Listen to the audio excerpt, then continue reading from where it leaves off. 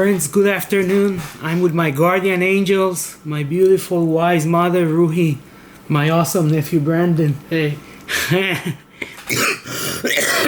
Excuse me. Today we are doing a multilingual interfaith devotion. There will be readings from the Quran in Farsi and Arabic, and readings in English from the Old Testament and the New Testament, and Baha'i prayers in English and in Spanish. I'm honored that my nephew has visited me, so he's going to begin with a Baha'i prayer. Go ahead, Brandon. Oh God, guide me, protect me, make me a shining lamp and a permanent star. Thou art my mighty and powerful. Thank you so much, Brandon. My mother is going to read the first surah of the Quran in Arabic and then in Farsi. Bismillah ar-Rahman ar-Rahim. Alhamdulillah Rabbil Alameen. Ar-Rahman ar-Rahim. Maliki Yawm ad-Din. Iyaka na'budu wa iyaka nasta'in. اهدنا الصراط المستقيم صراط الذين أنعمت عليهم غير المغضوب عليهم ولا الضالين.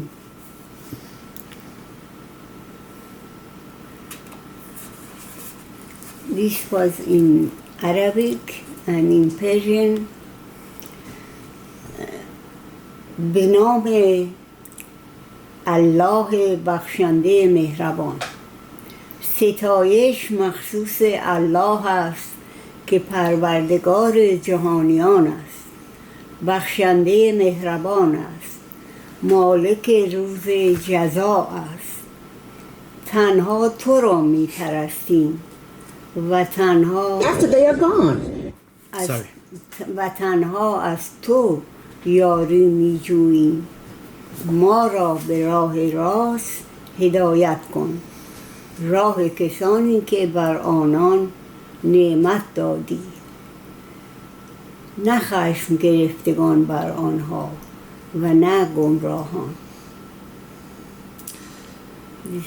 Thank you so much. Now we are going to the Old Testament and the New Testament. We are going to listen to Ecclesiastes 7 first and then to Hebrews 11. A good name is better than fine perfume, and the day of death better than the day of birth. It is better to go to a house of mourning than to go to a house of feasting, for death is the destiny of everyone. The living should take this to heart. Frustration is better than laughter, because a sad face is good for the heart. The heart of the wise is in the house of mourning, but the heart of fools is in the house of pleasure. It is better to heed the rebuke of a wise person than to listen to the song of fools.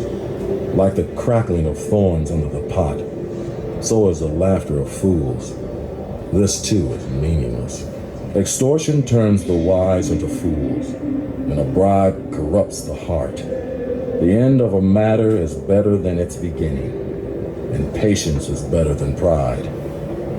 Do not be quickly provoked in your spirit, for anger resides in the lap of fools. Do not say, "Why were the old days better than these?" For it is not wise to ask such questions. Wisdom, like an inheritance, is a good thing and benefits those who see the sun. Wisdom is a shelter as money is a shelter, but the advantage of knowledge is this: wisdom preserves the life of its possessor.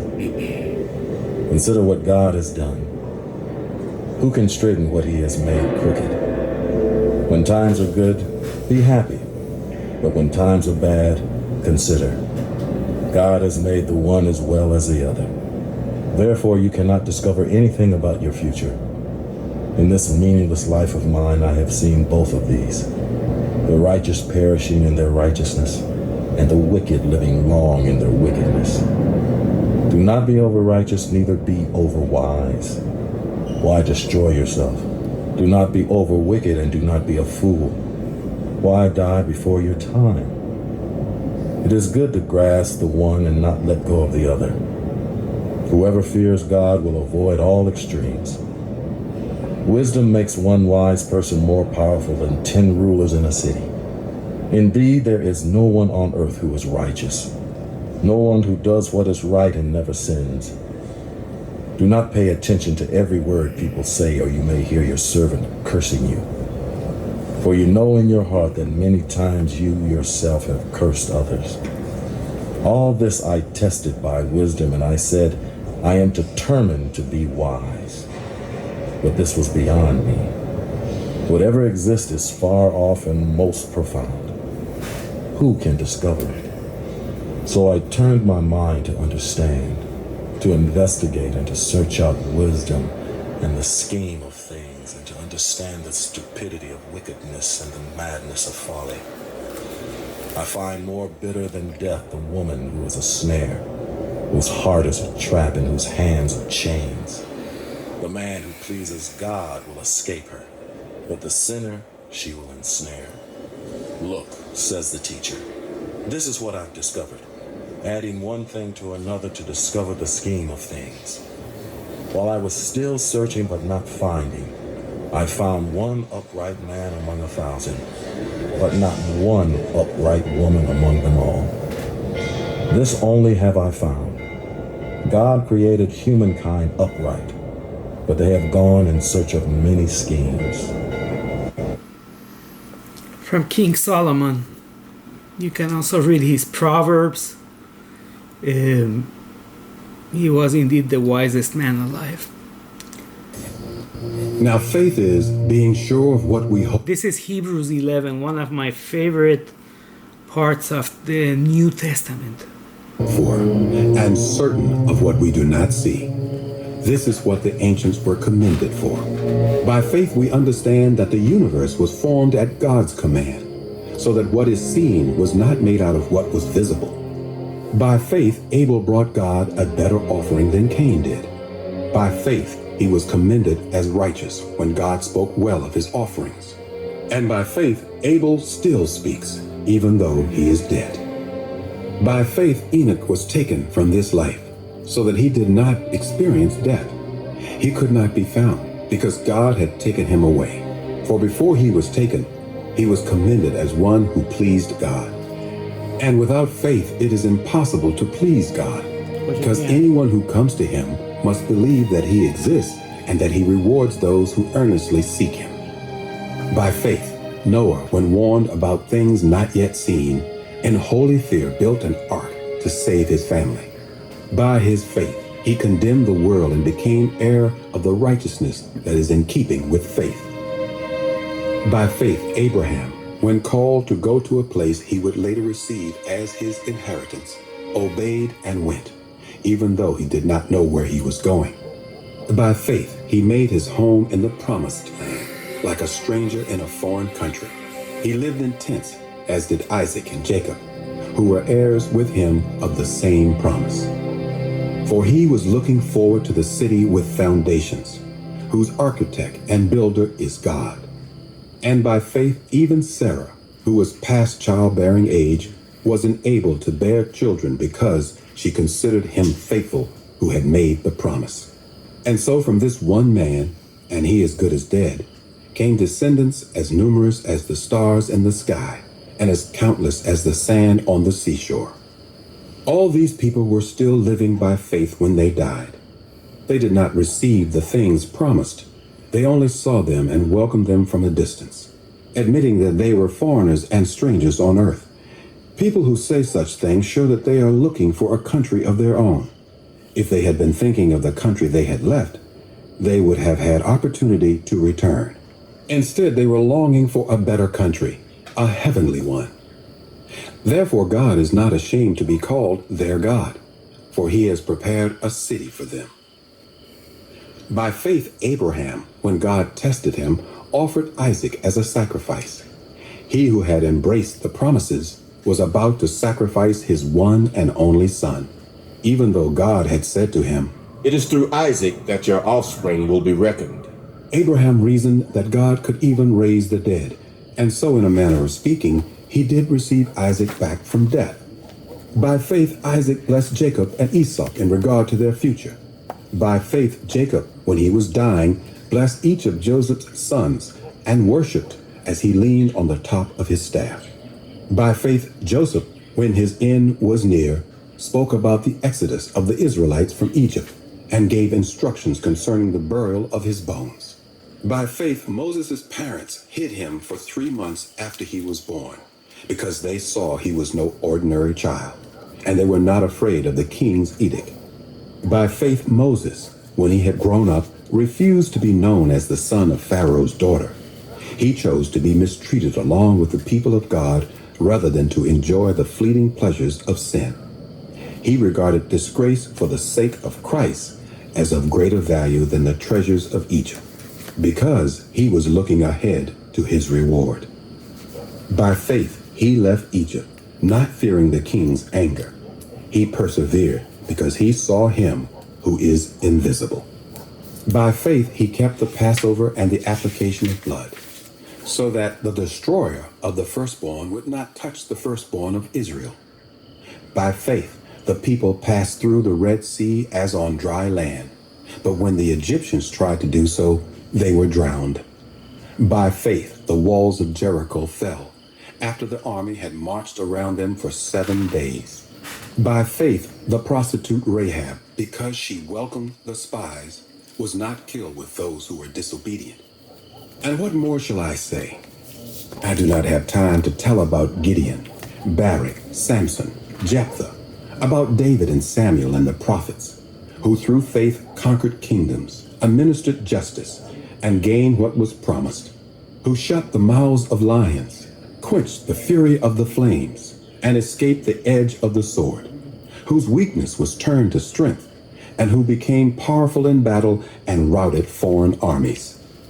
Women received back their dead, raised to life again. There were others who were tortured, refusing to be released so that they might gain an even better resurrection. Some faced jeers and flogging, and even chains and imprisonment. They were put to death by stoning. They were sawed in two. They were killed by the sword. They went about in sheepskins and goatskins, destitute, persecuted and mistreated. The world was not worthy of them. They wandered in deserts and mountains and in caves and holes in the ground. They were all commended for their faith, yet none of them received what had been promised. God had planned. All right. Thank you so much. And now we are going to move on to the Baha'i prayers in English and Spanish. But first, I want to recommend this book by Pope Francis, A Good Life. He wrote numerous books and he was a very good man. You know, I really think it's necessary to read his books because they do make us better human beings. It doesn't matter which religion a good message comes from, we have to accept it, right? Like we are Baha'is, we have no beef with any religion. As a matter of fact, we are friends with all religions, and we say that all religions are one. They come from the same source, from God, right? Can be in different languages, in different cultures, but it's the same message, the same eternal message. Now for some Baha'i prayers. O loving friends, consort with all the peoples, kindreds, and religions of the world with the utmost truthfulness, uprightness, faithfulness, kindliness, goodwill, and friendliness, that all the world of being may be filled with the holy ecstasy of the grace of Baha, that ignorance, enmity, hate, and rancor may vanish from the world, and the darkness of estrangement amidst the peoples and kindreds of the world may give way to the light of unity. Should other peoples and nations be unfaithful to you, show fidelity unto them. Should they be unjust towards you, show justice towards them. Should they keep aloof from you, attract them to yourselves. Should they show their enmity, be friendly towards them. Should they poison your lives, sweeten their souls. Should they inflict a wound upon you, be a salve to their sores. Such are the attributes of the sincere. Such are the attributes of the truthful. Abdul Baha. And now this prayer is for my mother. For you, Miss Gracias. Soleimani. Gracias. It's a prayer by Abdul Baha from a book called Pearls of Bounty. O thou forgiving God, forgive the sins of my loving mother, pardon her shortcomings, cast upon her the glance of thy gracious providence, and enable her to gain admittance into thy kingdom. O God, from the earliest days of my life, she educated and nurtured me, yet I did not recompense her for her toil and labors. Do thou reward her by granting her eternal life and making her exalted in thy kingdom. Verily, thou art the forgiver, the bestower, and the kind. Thank you. Thank you very much. You're welcome. I owe you a lot. Thank you. All right, y una oración en español. Una oración de protección. Para mis queridos hermanos y hermanas hispanohablantes de la península ibérica, de las Américas, de partes de África donde se habla español. Él es el compasivo, el todo generoso. Oh Dios, mi Dios, tú me ves, tú me conoces, tú eres mi asilo y mi refugio. A nadie he buscado ni a nadie buscaré salvo a ti. Ningún sendero he hollado ni sendero alguno hollaré, sino el sendero de tu amor. En la lúgubre noche de la desesperación, mi expectante mirada llena de esperanza se dirige hacia la aurora de tu ilimitado favor, y al amanecer mi alma lánguida es vivificada y fortalecida por el recuerdo de tu belleza y perfección. Aquel a quien auxilia la gracia de tu misericordia, aunque solo fuera una gota, se convertirá en un océano sin límites. Y el más insignificante átomo que fuere ayudado por la efusión de tu cariñosa bondad brillará como una estrella radiante. Cobija bajo tu protección, oh tu espíritu de pureza, tú, quien eres el proveedor todo generoso, a este cautivo e inflamado siervo tuyo. Ayúdale en este mundo de la existencia a permanecer constante y firme en tu amor, y permite que este pájaro de alas rotas alcance un nido y un refugio en el divino nido que se encuentra en el árbol celestial. Thank you so much, friends. I know this was a longer session, but it was an interfaith devotional with readings from what? One religion, two religions, three religions, four religions. First, we read the Quran from Islam. Second, we read the Old Testament, King Solomon, Judaism. Third, we read Hebrews from the New Testament, from the Christian faith. And finally, we read some Baha'i prayers. And of course, my nephew opened with a beautiful Baha'i prayer. So it was very nice to see you. We love you. Take care of yourselves.